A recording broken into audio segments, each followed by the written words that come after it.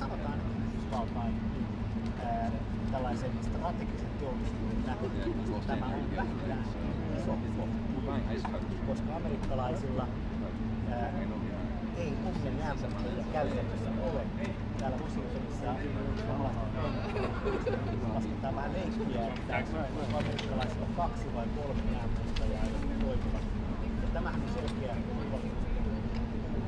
Venäjällä käytöllisiä jäämäntäjiä, joilla pystytään esimerkiksi paneelisiin maan aina sinne Alaskaan salmeen ja Yhdysvallankin siellä arktisilla alueilla pystyy samalla tavalla pitämään näitä kansainvälisiä väyliä auki, sieltä kuotaan samoilla vesillä. Isän älä. Ainakin on ai.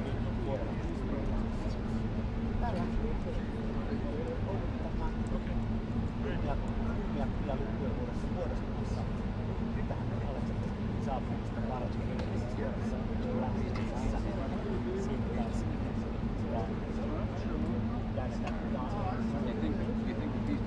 varaa sotilaisiin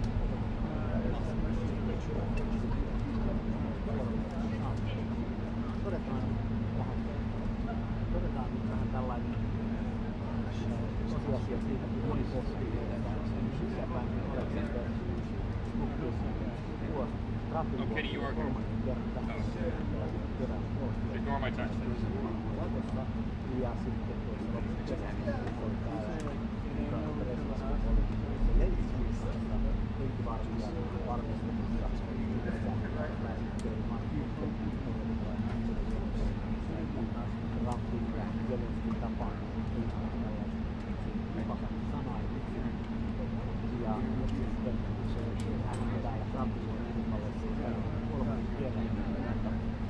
paikan päälle presidentti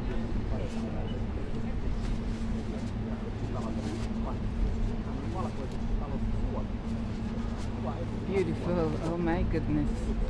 The breeze. Kun ajatellaan Trump-diplomatiaa, niin kyllähän tämä on ministeriölämistä. Sekä Sauli Niinistö että Aleksanter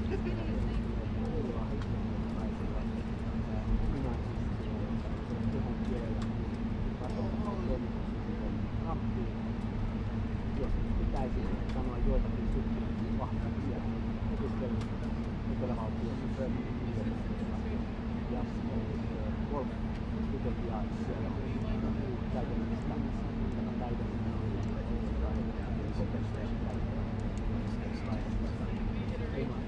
ja tarvitaan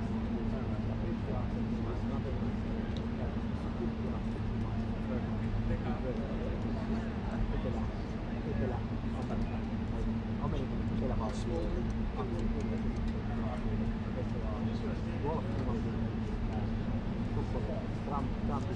luonnosta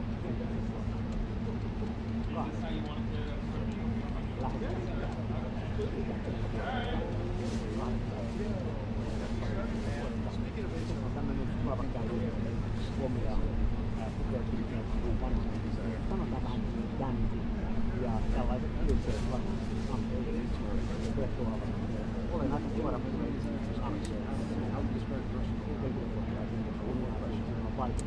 mielestäni on väärin jättää arvioita ja valitettavasti Trumpin diplomatiassa on niin, että esimerkiksi Ruotsin pääministeri että hänen tällainen kehokieli ja karismansa Trumpin vetoa Ruotsin on ollut Suomea vaatimattomissa hankkeissa oikeastaan viimeisen 10 vuoden ajan, jossa tavalla Trumpin ja Joe Bideninkin huomattavasti aktiivisesti suhteen Ruotsin pääministeriin. Toki tähän vaikuttaa se, että turvallisuustilanteen kiristyessä Venäjän läheisyys asiat, jotka on suomalaisia kiinnostaa myös mahdollisuus käyttää Lapin verkkoon rovatietoja ja parhaillaanhan ECA-sopimuksen kahdenvälisen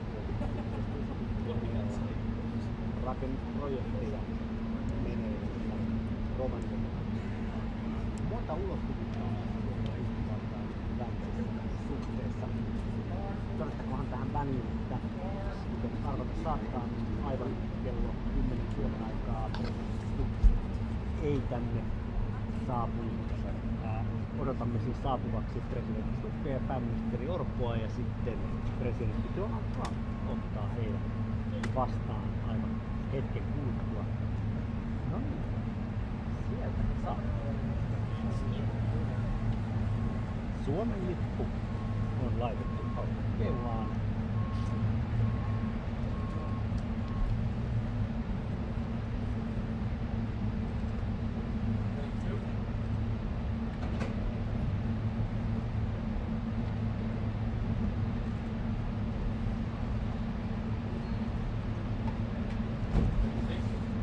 Siellä Trump kättelee Stubbia ja jäävät tuohon auton taakse. President Trump, sir, you've got peace in Gaza, possibly. How about peace in Ukraine, sir? Ja nyt he näkyvät.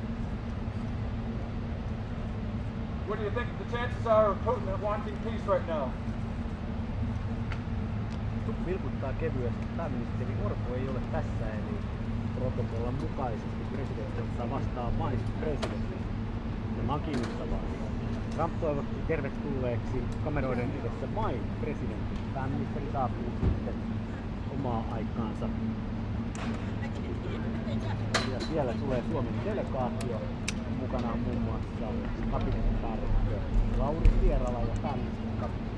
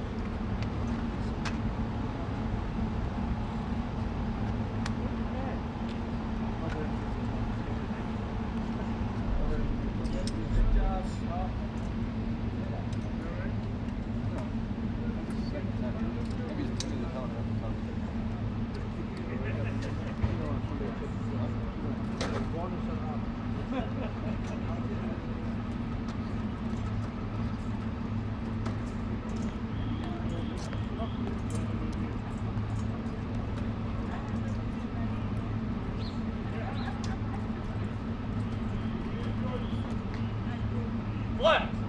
Order! Flat!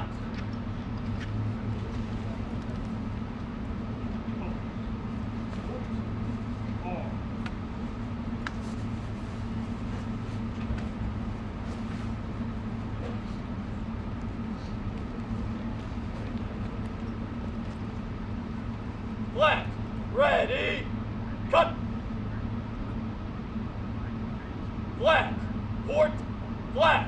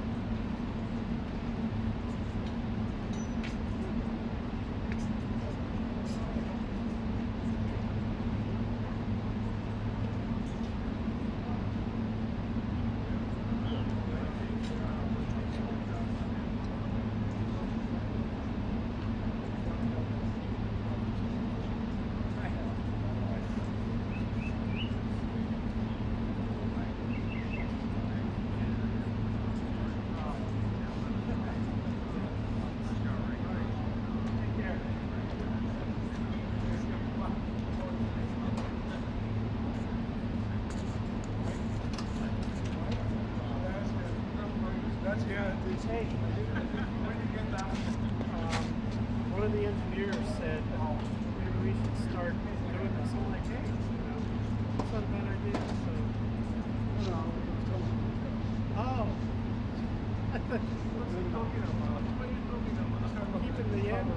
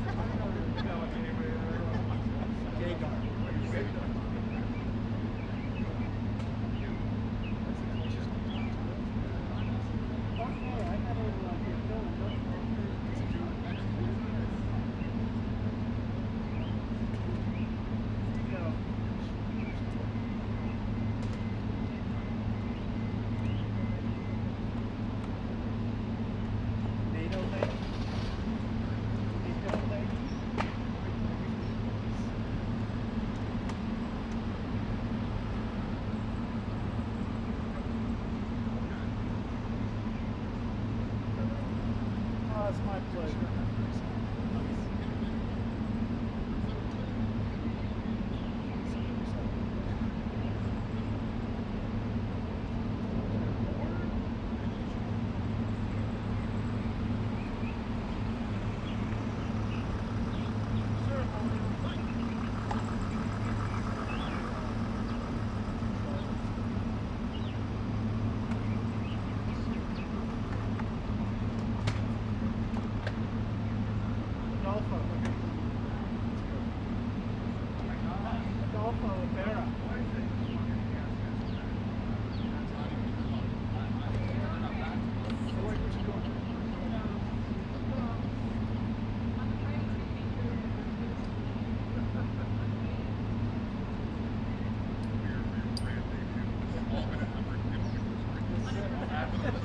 That's the top. It's all.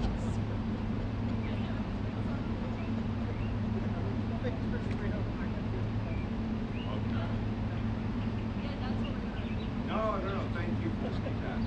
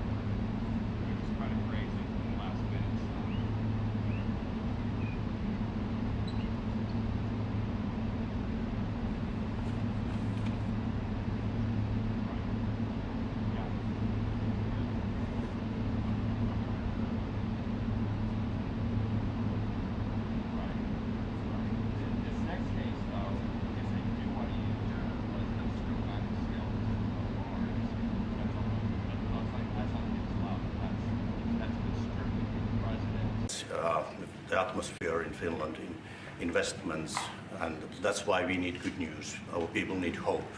Right. So your border is closed. It's closed. And that's because you have so many Russians trying to get in?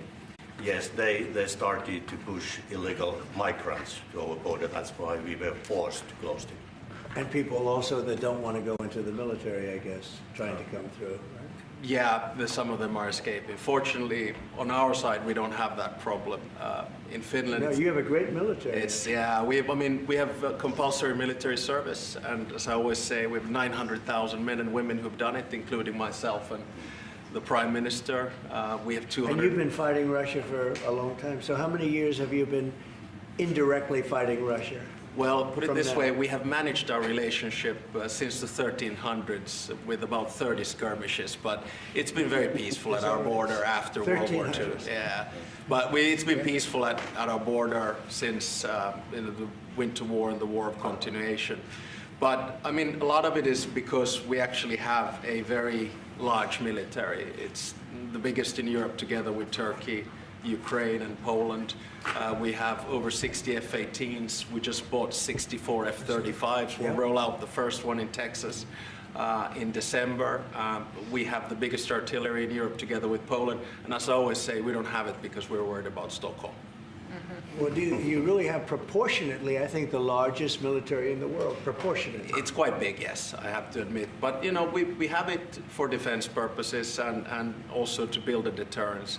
And it's worked, and I think that's one of the reasons that our relationship is so good as well. We have the Defense Cooperation Agreement with you. Right. We're new allies in NATO. Our defense expenditure is going north of 3%. We work very closely with you and the rest of our allies. And, you know, when you push the ceiling of defense expenditure in NATO to 5%, you can imagine that a country like Finland was quite pleased with that, because that means that all of the allies have to bring up their defense expenditure, and you basically increased our security just with that decision in The Hague.